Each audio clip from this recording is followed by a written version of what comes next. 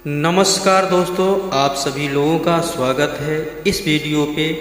आप देख रहे हैं आदर्श ज्ञान भक्ति चैनल। दोस्तों, आज मैं आपको एक ऐसी सुंदर और ज्ञानवर्धक कथा के बारे में बतलाने जा रहे हैं जो राजा दुष्यंत और शकुंतला की है। जो कि शकुंतला एक पतिव्रता नारी होते हुए भी अपने पति से बहुत दूर रहकर बहुत सारे दुखों का सामना करना पड़ा। तो चलिए दोस्तों, हम अपनी कथा की ओर चलते हैं। ऐसा किन घटनाओं के कारण घटित हुआ उस बारे में बतलाने का प्रयास करते हैं। पौराणिक कथाओं के मुताबिक दुष्यंत चक्रवर्ती राजा थे। राजा दुष्यंत न्यायप्रिय राजा थे। वह अपने राज्य की देखभाल अपने मानस पुत्रों की समान करते थे। उनकी प्रजा अपने राजा का बहुत ही आदरपूर्वक सम्मान करती थी। उनके राज्य में कोई भी व्यक्ति दुखी नहीं था। शकुंतला ऋषि विश्वामित्र और स्वर्ग की अप्सरा मेनका की पुत्री थी। मेनका शकुंतला को जन्म देकर स्वर्ग लौट गई। इसके बाद ऋषि कणों ने शकुंतला को पाल पोस कर बड़ा किया। एक बार राजा दुष्यंत जंगल में शिकार करते हुए ऋषि कण्व की कुटिया के पास पहुँचे।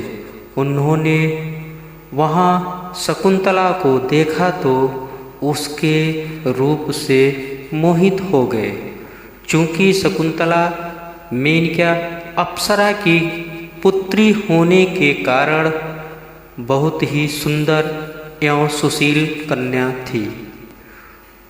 उसकी ओर जो भी देखा उसके रूप को देखकर मोहित हो जाता।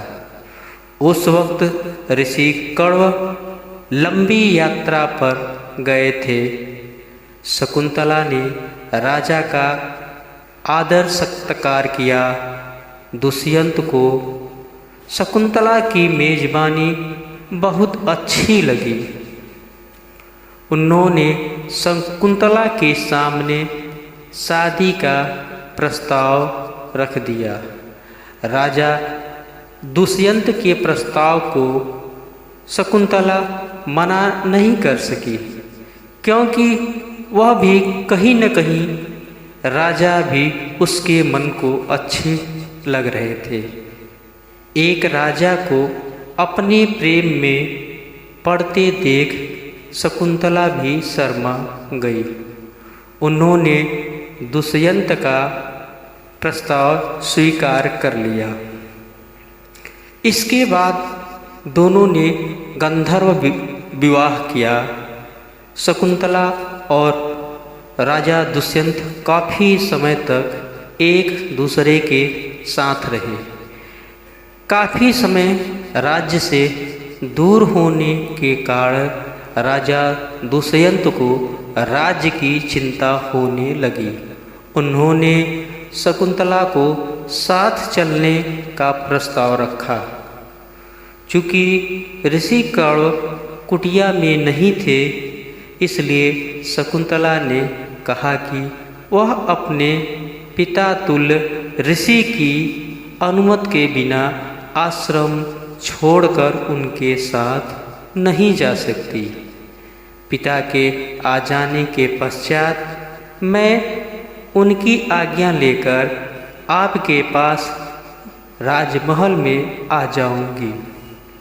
इसके बाद राजा दुष्यंत ने शकुंतला को ऋषि कण्व के आने के बाद राजमहल में आने के लिए कहकर वहाँ से राज्य की ओर वापस चल दिए। राजा दुष्यंत जाते समय शकुंतला को निशानी की तौर पर अपनी एक अंगूठी दे दिया और कहा कि जब कभी भी इस अंगूठी को दिखलाकर अपने राज्य में आ सकती हो। शकुंतला गर्भवती हो गई। जैसे जैसे दिन बीतते गए वह हर पल सिर्फ दुष्यंत के ख्यालों में खोई रहती थी। एक बार महर्षि दुर्वासा ऋषि कण से मिलने उन्हीं कुटिया में आए। शकुंतला वहाँ अकेली थी। ऋषि दुर्वासा ने शकुंतला को आवाज़ दी, लेकिन वह दुष्यंत के ख्यालों में खोई हुई थी। शकुंतला ने ऋषि दुर्वासा की पुकार नहीं सुनी।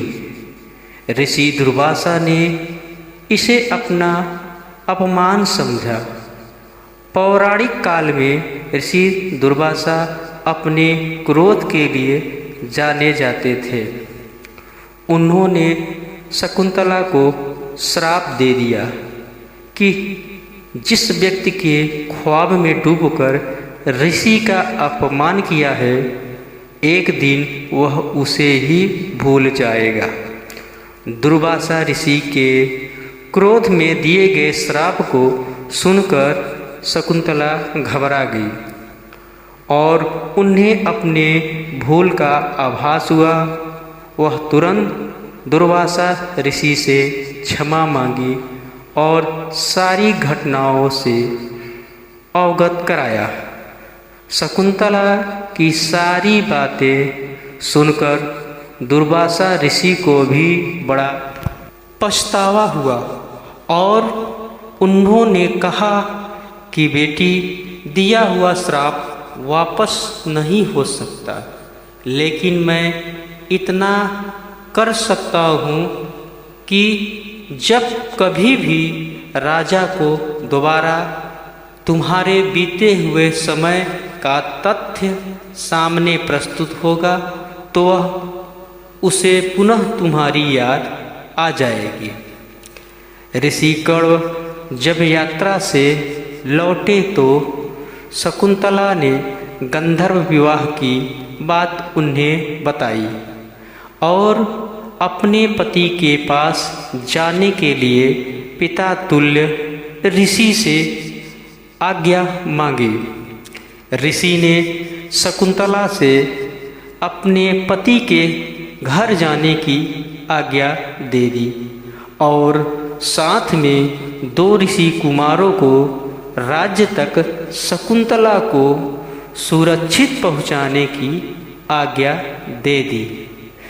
गर्भवती शकुंतला अपने पति दुष्यंत से मिलने के लिए हस्तिनापुर की ओर निकल पड़ी। रास्ते में नदी पार करते समय शकुंतला की सोने की अंगूठी पानी में गिर गई और अंगूठी के गिरने का आभास उन्हें तनिक भी नहीं हुआ। ये वही अंगूठी थी जिसे दुष्यंत ने शकुंतला को प्रेम की निशानी के तौर पर दी थी। पानी में गिरी उस अंगूठी को एक मछली ने निगल लिया। दूसरी ओर ऋषि दुर्वासा के श्राप का असर हुआ और राजा दुष्यंत शकुंतला को पूरी तरह भूल गया। ऋषि कुमारों ने शकुंतला को राज्य में छोड़कर वापस आश्रम की ओर लौट गए। शकुंतला जब महल पहुंची तो दुष्यंत ने उन्हें पहचानने से इनकार कर दिया। शकुंतला ने अपने साथ बिताए गए सभी पल बताए और ये भी कहा कि उनकी कोख में दुष्यंत की संतान पल रही है, परंतु राजा दुष्यंत को दुर्वासा ऋषि के श्राप का प्रभाव होने के कारण कुछ भी याद नहीं आया। शकुंतला ने निशानी के तौर पर उनकी दी हुई अंगूठी को दिखाने का प्रयास किया, लेकिन उनके हाथ में अंगूठी न होने पर वह चुप हो गई। वह राजा दुष्यंत ने शकुंतला को भला बुरा कहकर महल से बाहर निकाल दिया। शकुंतला को राजा के इस बर्ताव का बड़ा ही दुख हुआ। वह इस बात से दुखी होकर शकुंतला सब कुछ छोड़कर एकांत जंगल में चली गई और जोर जोर से विलाप करने लगी।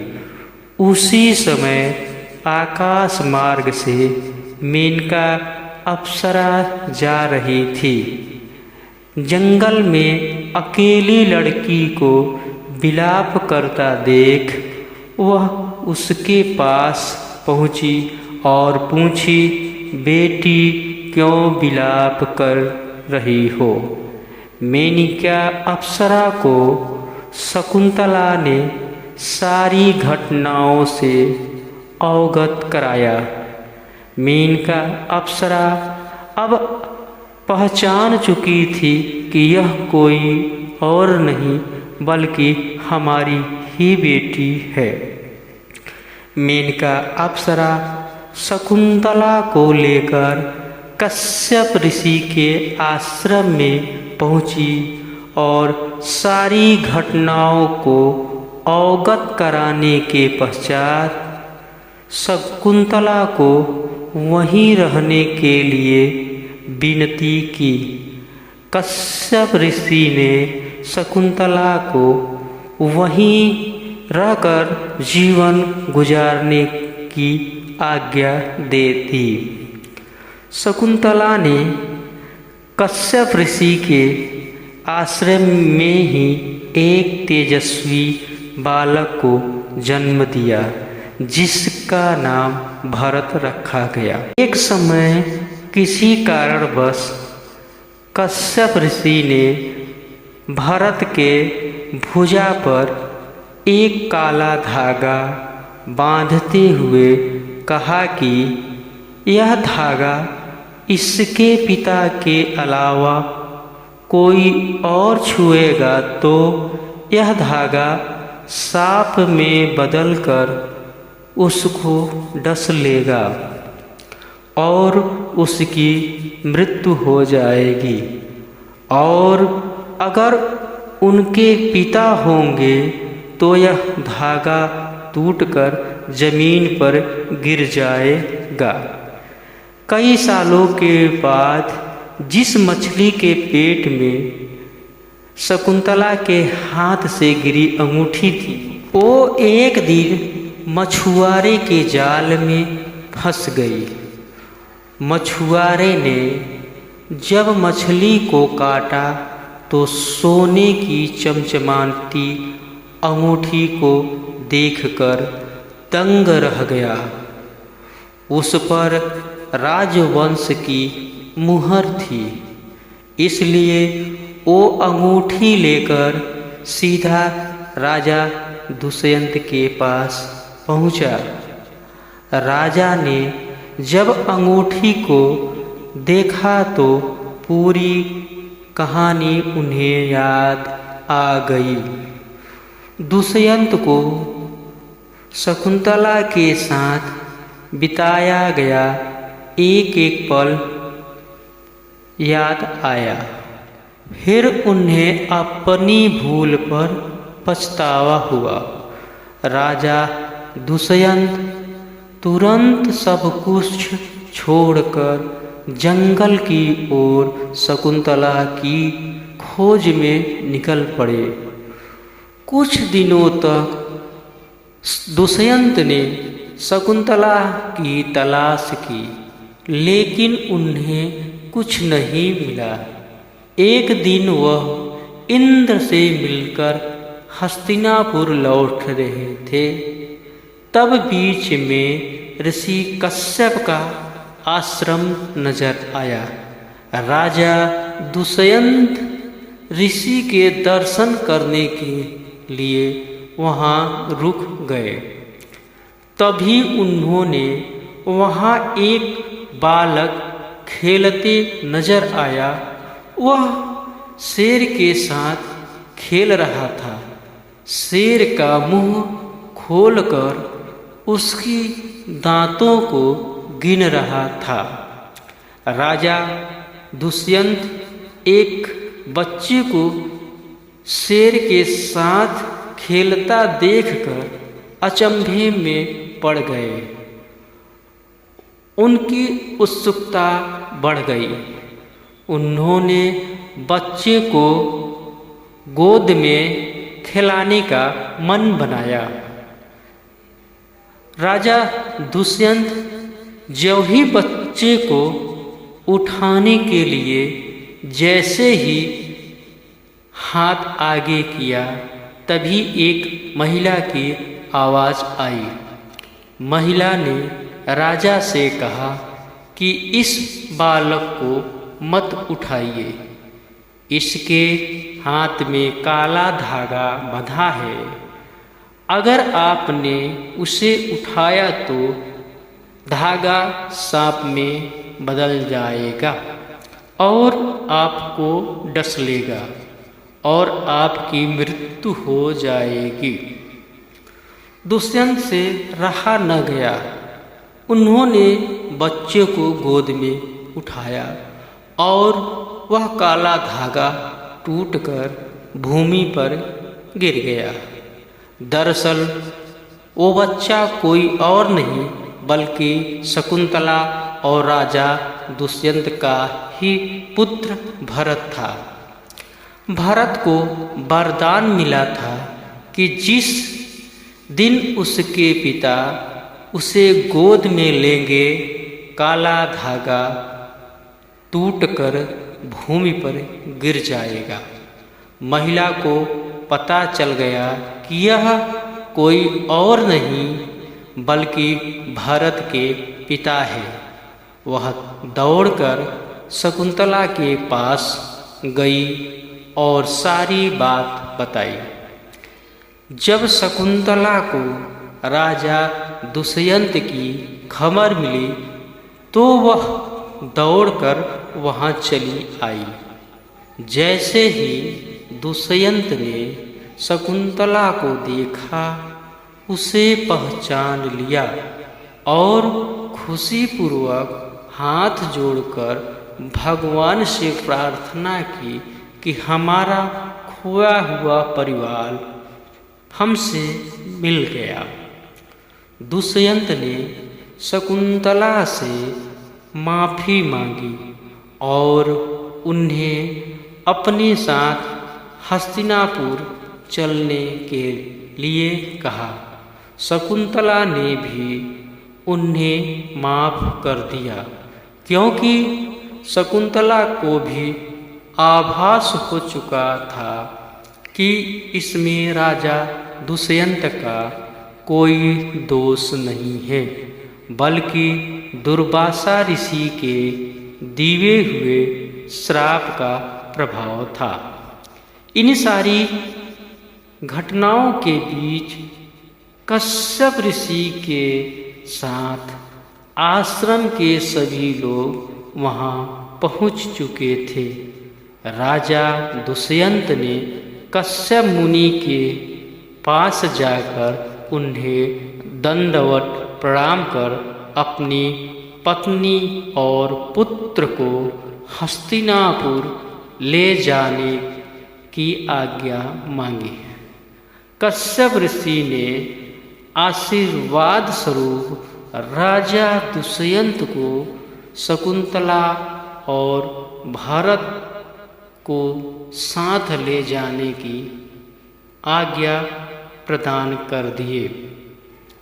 राजा दुष्यंत कश्यप ऋषि की आज्ञा लेकर शकुंतला और पुत्र भरत को लेकर हस्तिना की ओर खुशीपूर्वक लौट गए। इस प्रकार से शकुंतला का दुख भरा जीवन समाप्त हो गया। शकुंतला और दुष्यंत फिर से उनका मिलन हुआ और दोनों अपने राज्य में खुशहाल जीवन जीने लगे। आगे चलकर भरत ने सत्ता संभाली और अपने पराक्रम का परचम दिया। कहा जाता यह भी है कि हमारे देश का नाम भारत इसी सम्राट के नाम से भी पड़ा था। दोस्तों, अगर वीडियो पसंद आया है तो चैनल को सब्सक्राइब करें, लाइक करें और बेल आइकन को प्रेस करें, जिससे सबसे पहले आपको वीडियो मिल सके। मिलते हैं नेक्स्ट वीडियो में, तब तक के लिए धन्यवाद। जय हिंद, जय भारत, वंदे मातरम।